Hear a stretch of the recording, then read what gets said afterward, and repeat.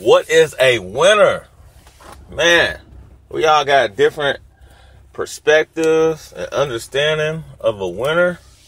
But when it comes to being a winner, it's really about yourself and how you view yourself and focusing on your self-confidence. It's not really society.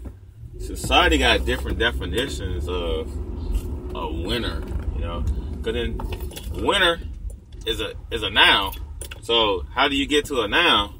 You have to be looked upon or feel upon it before you can be the noun. So it normally starts with an adjective, you know. How would we describe this noun? We would describe this noun as things that would equal up to a winner. And when you're a winner, you start doing action. Definitely. So if you really look at how a sentence is created before you get to the whole concept of a sentence, you have to think about the noun and the adjectives, you know, because the way that you describe the noun of the sentence helps determine your understanding of what they're doing in the outcome, you know. If you say something negative about the noun, it's reflected by the outcome, and the outcome is based on the noun and the verb. So when you think of a winner, you have to really dissect it and look at it like, okay, what is a winner in my life? What is a winner to your life? And when you're jumping into it, you have to take a really slow process, because we naturally think highly good or highly bad of ourselves. We rarely meet in the middle. We either I'm doing really well or I'm doing really bad. Rarely do you get a median of the situation. So we also look at it like, what do I do the most? And what you do the most is going to get the most attention. But back in school, when we was doing mean, mode, median, those, you can have a lot of one number and it's the most, but that doesn't mean that's your median, and that doesn't mean that's your highest number. That's really important to look at when you're dealing with the concept of a winner, because sometimes you can look at yourself in the wrong light or the wrong shade and get the wrong perception of yourself. That's why it's really critical for you to break it down to the simplest form. You make yourself what you are, not your environment, not what somebody said, not what was done to you. You make up who you are in your story. Now, your settings do change. I will say that sometimes you're not able to determine or even predict your settings. I live in Austin. I never thought I would live in Austin. I visited Austin 2 times prior to living here. I never ever saw myself living here. I always saw myself as a little country boy living in Tennessee, trying to make it to the big city. I literally left Tennessee and went to the biggest cities in America, and it really it culture shocked me, you know. It gave me a perspective, man, I'm just a little small drop in the ocean. But that didn't stop me. I said I want to be more than a small drop in the ocean. So that created my motivation to do what? Win. So my motivation comes from the bottom, want to get to the top. That makes me a winner. So when you're analyzing and critiquing yourself based on the assumption and the idea of being a winner, you have to look at self first, really digging deep into self. You have to look at what do you want to be and compare that to what you are now. So if you're not where you want to be now, you have to think about how you can get there. Okay? So if you don't consider yourself a winner now, you have to think about what's going to make me a winner. And the key to being a winner is being realistic. Okay? I remember when we were kids, we talked about, little crazy stuff like, man, I want to fly, Flying is realistic. In the plane, So those when I'm talking about being realistic. You can pretty much do what you want to do, but you have to be realistic about doing that, And that's going to make you the winner that you want to be. And you want to keep that winning energy until you become your ideal winner. Because it all starts with the adjective, okay? The adjective is going to describe the noun, okay? And that's going to help reflect the whole story that you're attempting to create, okay? My winning is compound by being around others that are equally trying to win and have as much as I have to lose. That creates a really good foundation. It's like when you're building a house. You want the whole house to be on the same foundation because they depend on each other. You don't want to spend more attention on one side of the house improving it and then don't pay attention to the other side of the house and then your house be quite lopsided. Okay? Nobody wants a lopsided foundation. So when you're thinking about your foundation, you want to think about and work on who's really in my foundation and who's visiting, It's a difference between the foundation of my house and people who visit my house. I have lots of people who visit my house. They're not part of my foundation. And there's nothing wrong with that, One good thing about having a house is showing it off, You don't want to have a house just to be isolated,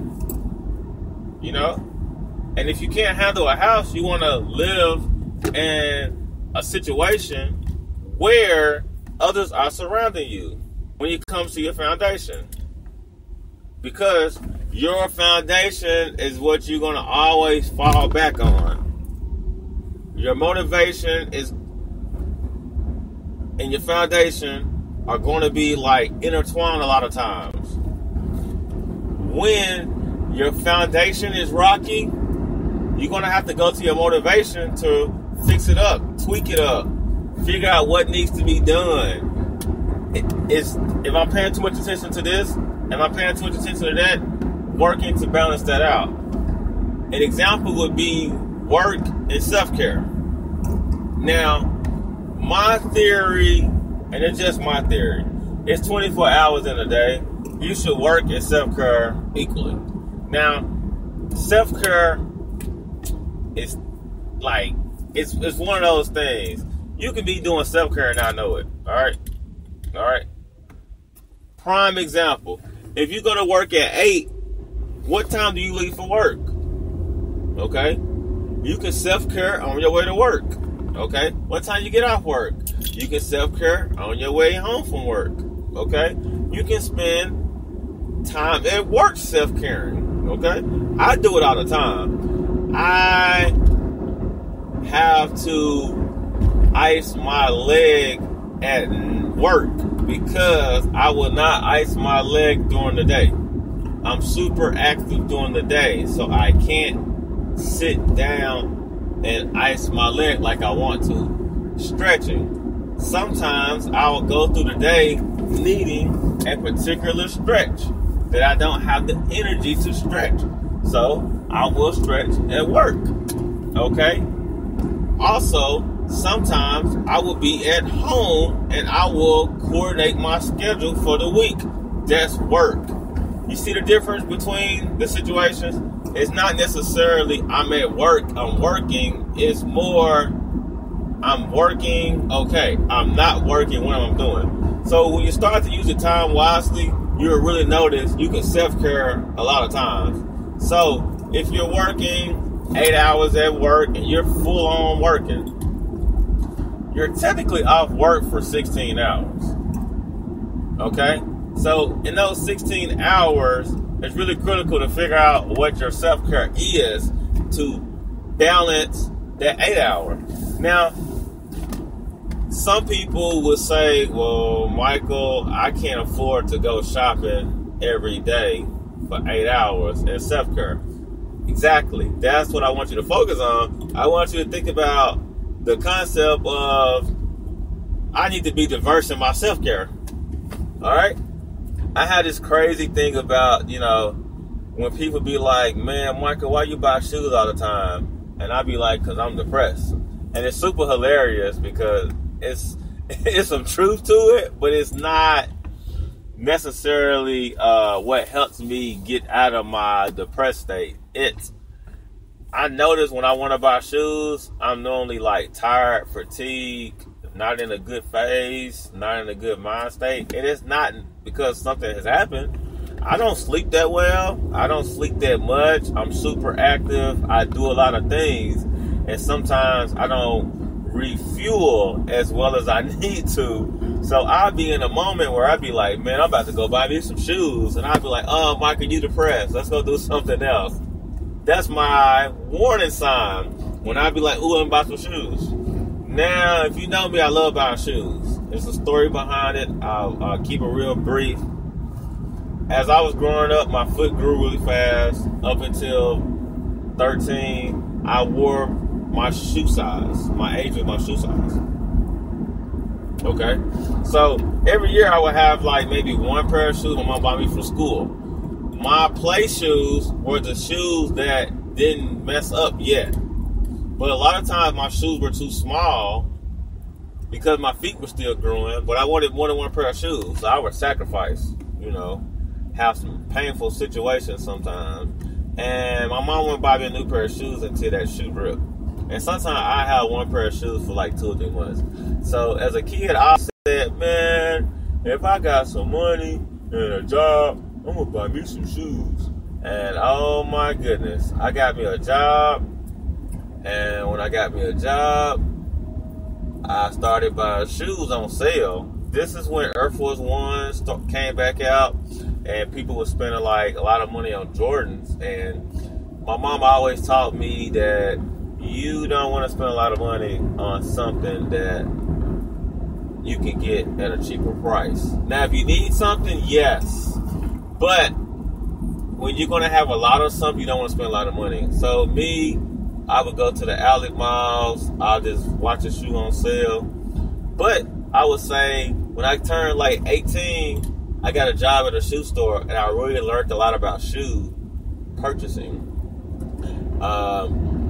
When shoes come in, they normally have 1 or 2 size 13, and I wear a size 13. So a lot of times, if I see a shoe on sale, I would be like, man, I better get this shoe because it's not going to be here long. So I had that concept for a while.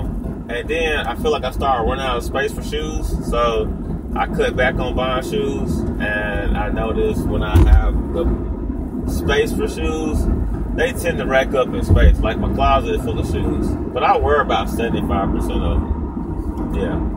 So back to the foundation, back to the self-care and balancing self-care with work. Okay, self-care can include sleeping, healthy eating, grocery shopping, spending time with family, spending time with friends, reading a book, watching TV. Now, you see where I'm getting to now. Because self-care can come from a lot of phases of life, If you go to church for 2 hours a week, that's 2 hours of self-care. So you start keeping a tally of things that's not working, and you will start to notice you're probably self-caring more than working, but you appreciate more out of work because they give you a paycheck.